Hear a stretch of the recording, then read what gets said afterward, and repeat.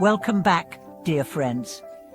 I'm so grateful you're here, tuning me once again in this sacred space where we dive beneath the surface of life and explore its deeper truths. Today, we are going to examine a question that nearly every human being has asked, silently or aloud, at some point in their life. Why does life keep going wrong? Why is it that despite our efforts, our prayers, our goodness, we keep running into walls? We lose people, we lose opportunities, we get sick, we get misunderstood. Again and again. Maybe you've looked at your life and said, I've done my best, I've been kind, I've worked hard. So why do I keep suffering? It's a question that aches.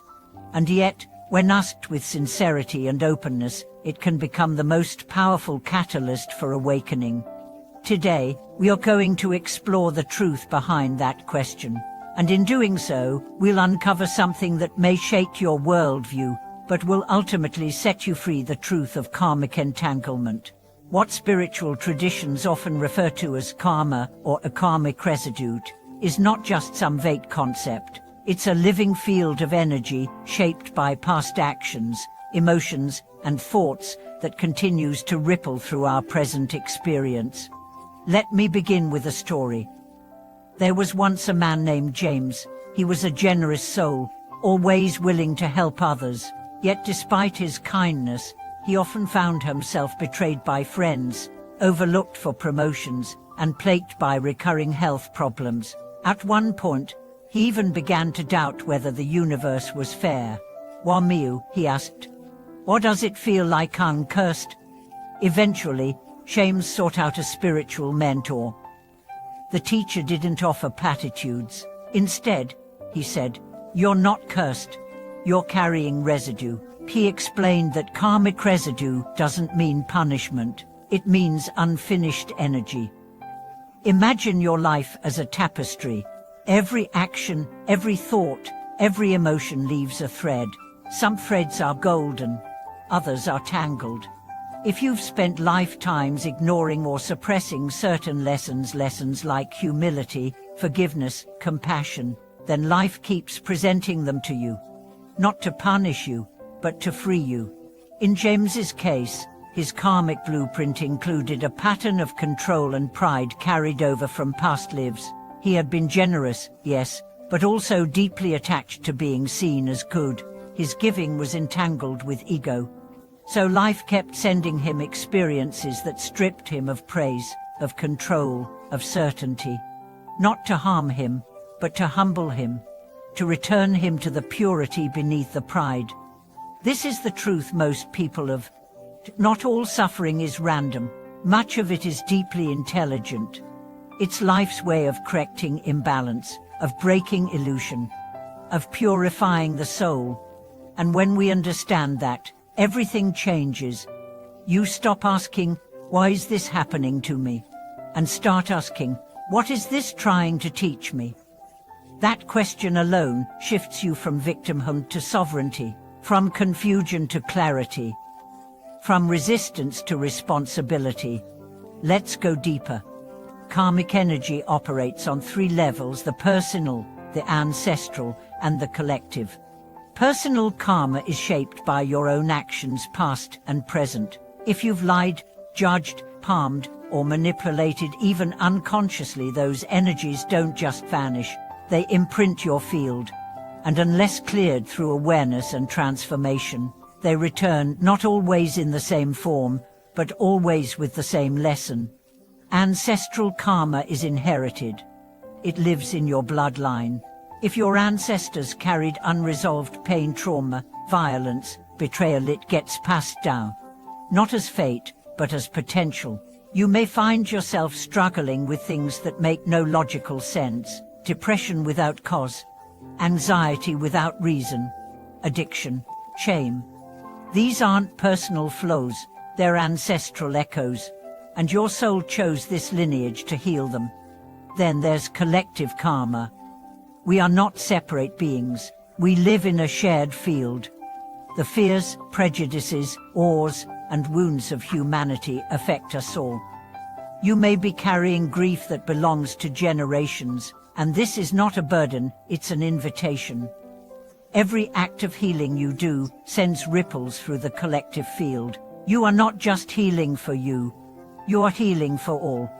And now, this might sound heavy, but here's the liberating part. Karma is not fixed. It's not a sentence. It's dynamic, fluid, malleable. Every conscious choice you make in the present has the power to alter the momentum of the past. Let me give you another story. A woman named Eleanor was raised in a family marked by bitterness and secrecy. Her grandmother had been abandoned. Her mother had repeated the pattern, and Eleanor, though fiercely independent, found herself chronically heartbroken and mistrustful. When she discovered the concept of ancestral karma, something clicked. She wasn't broken. She was repeating a vibration. So she began a new practice. Every morning, she lit a candle for her mother and grandmother. She spoke aloud, "I honor your pay. I see your courage. I choose to break the pattern." It was simple, but sacred. Over time, something shifted. She began attracting different kinds of partners. She stopped apologizing for her needs. She felt lighter, freer, not because someone rescued her, but because she met the pattern and said, "It ends with me." That's the power you have, to end what has hurt generations, to forgive what no one before you could forgive, to love where others shut down, to rise where others fell. That's how karma is cleared, not by escape, but by presence, by choosing differently. So how do we clear karmic residue? First, through awareness. You must see the pattern. You must name it. I have a pattern of abandonment. I have a pattern of control. I have a pattern of overgiving. The awareness is not judgment. It's the light that reveals the thread. Second, through responsibility. This does not mean blame, it means ownership. You may not have created the wound, but you are the one who can heal it. When you stop waiting for others to change and start changing your response, you take your power back. Third, through ritual. The soul speaks in symbols. Fire, water, breath, intention, these are not superstition, they are languages. Light a candle and say what you need to release. Burn a letter of forgiveness. Bathe in salt. Chant a mantra.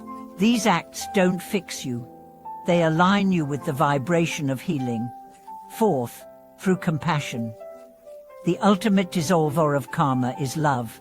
Not romantic love, but divine love.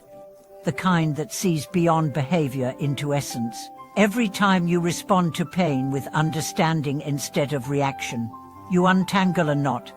And finally, through devotion.